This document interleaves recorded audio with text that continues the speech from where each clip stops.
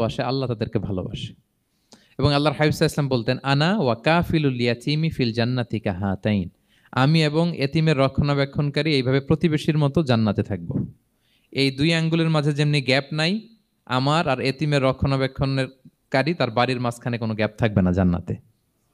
We will be neighbour in paradise. জান্নাতে এরকম আমরা কাছাকাছি থাকবো। আল্লাহু আকবার পড়েন। তাহলে এতিমের রক্ষণাবেক্ষণকারীকে আল্লাহ তাআলা ভালোবাসেন। যারা এতিমকে পছন্দ করে না, এতিমকে তাড়িয়ে দেয়, তাদেরকে আল্লাহ পছন্দ করেন। আল্লাহ তাআলা বলেন, আরাআইতাল্লাযী ইউকাযযিবু বিদ্দীন ফাযালিকাল্লাযী ইয়াদুউল ইয়াতীম। যারা আখিরাতকে অবিশ্বাস করে তারাই এতিমকে ঘাড় ধাক্কা দিয়ে তাড়িয়ে দেয়। কোনো বিশ্বাসী কখনো এতিমের সাথে খারাপ আচরণ করে না। আপনাদের যাদের মন শক্ত, অনেকের চোখ দিয়ে পানি নামে না। আমার এক আত্মীয় আছে, খুব আল্লাহওয়ালা। আমার জীবনে এত আল্লাহওয়ালা আমি দেখি নাই, কিন্তু ওনার চোখ দিয়ে পানি নামে না। বারবার এসে আমারে বলে যে, মিজান কি করবো বলো, তুমি একটু মোনাজাত ধরো। আমার মনে আছে আমি ওনাকে নিয়ে মোনাজাত ধরতাম, তো ওনার কান্না আসে না চোখ দিয়ে। এত আল্লাহওয়ালা, খুব ভালো মানুষ, কিন্তু চোখ দিয়ে পানি নামে না। এটা অনেকের হয়, নানা কারণে হয়। তো আল্লাহর হাবিব সাল্লাল্লাহু আলাইহি ওয়াসাল্লাম বলেছেন, কারো যদি চোখ দিয়ে পানি না নামে বা হৃদয় নরম না হয়, তারা যেন এতিমের মাথায় হাত বুলিয়ে দেয়। এক সাহাবী এসে বলেন, ইয়া রাসূলুল্লাহ, আমার হৃদয়টা বড় শক্ত, হৃদয় নরম হয় না। রাসূল সাল্লাল্লাহু আলাইহি ওয়াসাল্লাম বললেন, তাই? আতুহিব্বু আন ইয়ালিনা কলবুক, তুমি কি চাও তোমার হৃদয় নরম হোক, ওয়া তুদরাকা হাজাতুক, এবং তোমার আশা পূরণ হোক?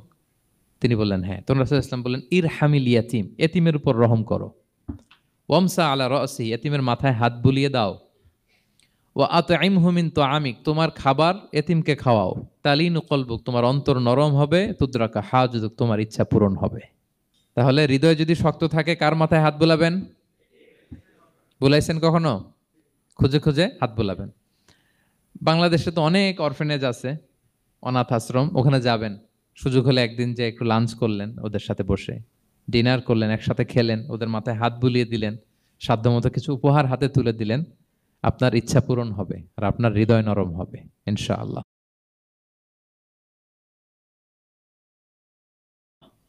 আর এতিমকে আদর করা মানে নবী সাল্লাল্লাহু আলাইহি ইসলামের প্রতি ভালোবাসা দেখানো। কারণ আমার নবী এতিম হয়ে বড় হয়েছেন। এতিমের প্রতি ভালোবাসা প্রকারান্তরে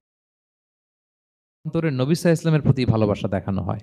কারণ আমার নবী এতিম হয়ে বড় হয়েছেন। সুবহানাল্লাহ। কিন্তু তার বিপরীতে আমরা সমাজে কি দেখি? এতিমের মাথায় হাত বুলানো তো দূরের কথা, এতিমের সম্পদও খেয়ে ফেলে অনেকে। হ্যাঁ, এরকম আছে না? এতিমের সম্পদ দেদারসে গিলতেছে। কি যে আমাদের চিন্তাধারা! দেখবেন যে লোকটা এতিমের সম্পদ গিলে, ওরা রোজা অবস্থায় এক ঢোক পানি গিলাতে পারবেন কিনা দেখেন। যে বলেন একটু পানি খান তো, যে খাবে না কেন? হারাম। তো ওই হারাম কিন্তু গিলতেছে ইচ্ছা মতো।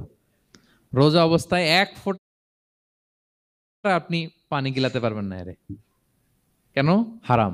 কিন্তু ওইদিকে ভাতিজার সম্পদ গিলতেছে দেদারসে।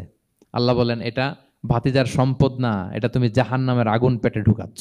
ইন্নাল্লাযীনা ইয়াকুলুনা আমওয়ালাল ইয়াতামা যুলমান ইন্নামা ইয়াকুলুনা ফি বুতুনিহিম নারা ওয়া সায়াসলাউনা সাঈরা। যারা এতিমের সম্পদ খায়, এটা সম্পদ না, এটা জাহান্নামের আগুন তুমি পেটে ঢুকাচ্ছ।